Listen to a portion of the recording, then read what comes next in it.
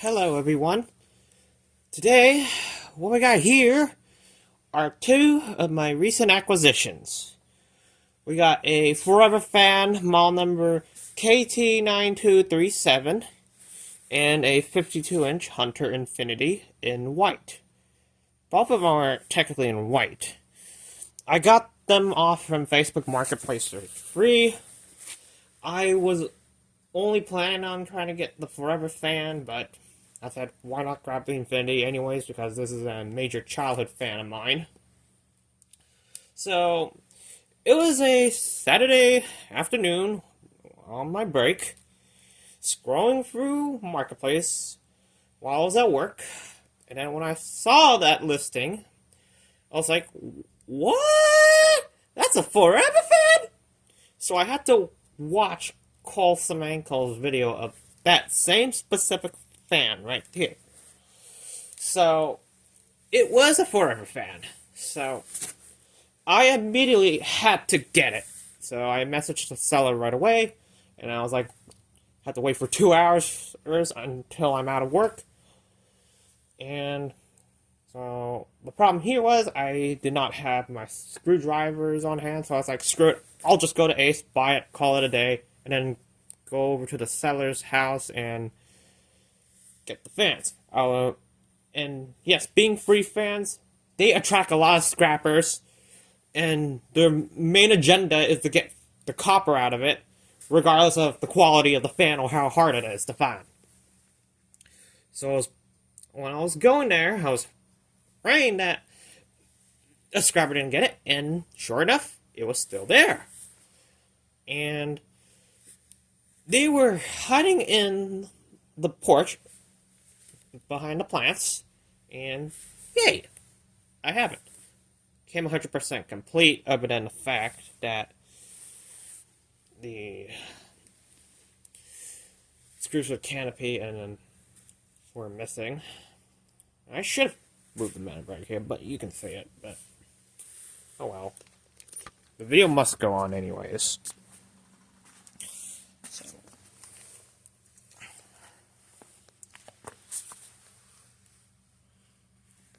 this is the mountain bracket.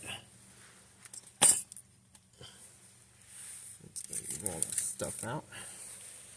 So, Forever Fan was one of our higher-end fan brands from Builder Square. LA Fanco was the mid-tier, and Bay Breeze was the lowest tier. And also, why do I keep having crap on the other side? So, yeah. So, Forever Fan was targeted for consumers who wanted a fan with high performance, but on a budget. Like, say that you don't have the guts to have a Hunter Original or Casablanca. Like, you can't afford a Hunter Original, Casablanca, or Emerson, or whichever high-end fan brands were to be powerful with high-quality materials.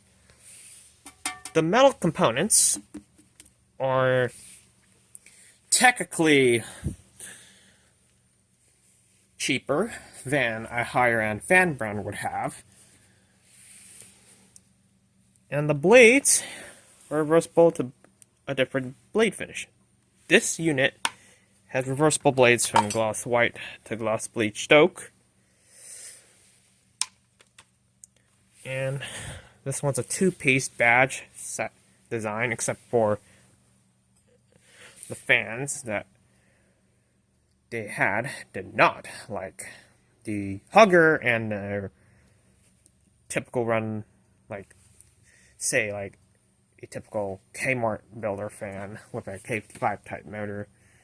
Here, but all that aside, but if you know, you know. This fan uses a Kontrust K55-type motor. Flywheel is a 4-5 blade setup. The bearings are complete crap on this one. And this is something very interesting. Now, for the Kontrust fans, the shaft is press fit on top of the end belt, and there's a snap ring on top. Inside, the switch housing is held down by a set screw and a snap ring inside. So technically, you would have to remove the snap ring, loosen the set screw on the switch housing, and then slide it off. Then you have a PC board similar to Casablanca's. However, you also notice one thing about the pullchain. It uses a Zing Ear 208D, and in addition to that, the wires were soldered. Not common on fans that have pull chains not integrated to the PC board. You'll usually see them on fans that have the pull chain integrated on the PC board.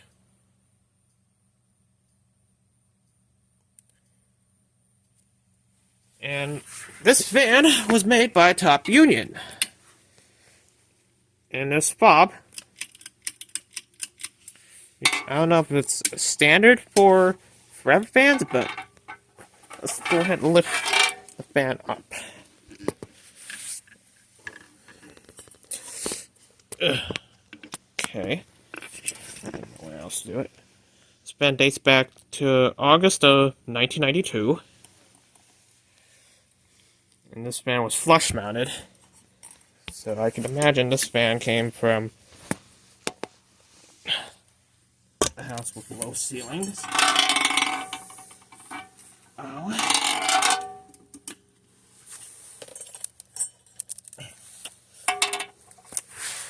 Alright.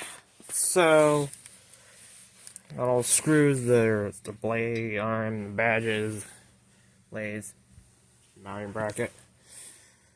And then we're going to take a look at the Hunter Infiniti. So, this fan uses a 172, presumably by 12 or 15 millimeter motor. It's 5-blade only. Uses a triple capacitor setup. 3 capacitors. 1 for start and 2 for the speeds. And it's electrically reversible. The reverse switch was finicky. So I took a dab of WD-40 contact cleaner and I got the reverse switch to work again. And it reminds me I should try to pull out my Dixie Bell again. Let's see if that did the trick with the WD-40 contact cleaner. And this one's also triple capacitor. See, here's the blade arms.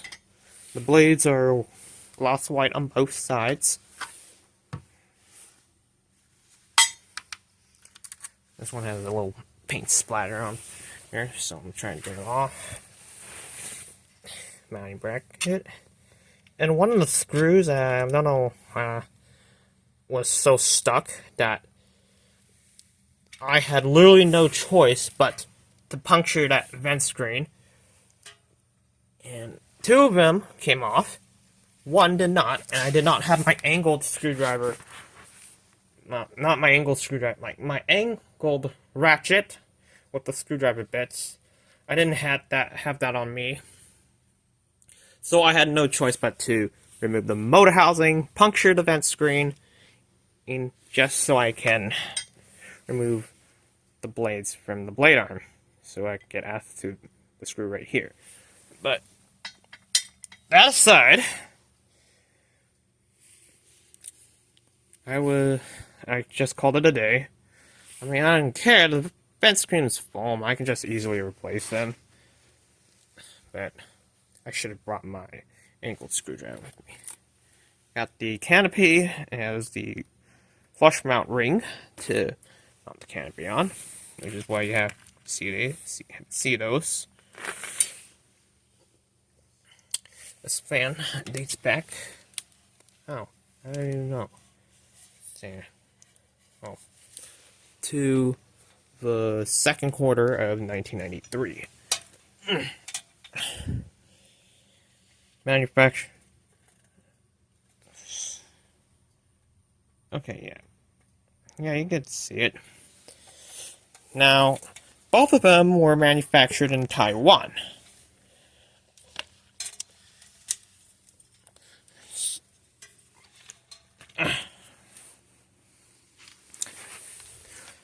And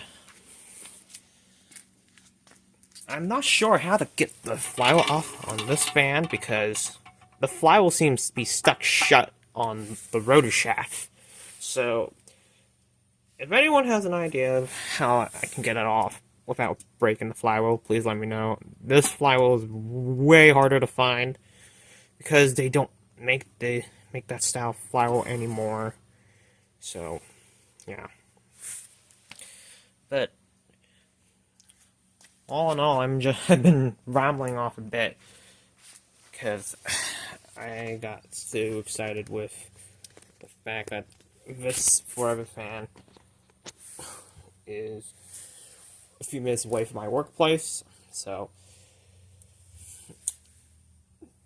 this fan, like many of their Forever fans, except for the light housing hugger, were all available in white, included with gloss white reversible to gloss bleached oak, antique brass with reversible gloss rosewood to gloss oak, and antique brass included with reversible gloss oak to gloss walnut blades.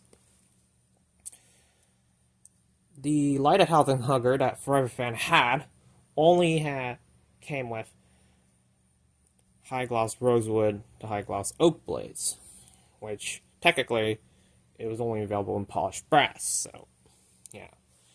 But overall, I'm really satisfied with the acquisition. Before I sign off, the Infiniti was designed by Richard A. Pierce and Robert L. Schofield.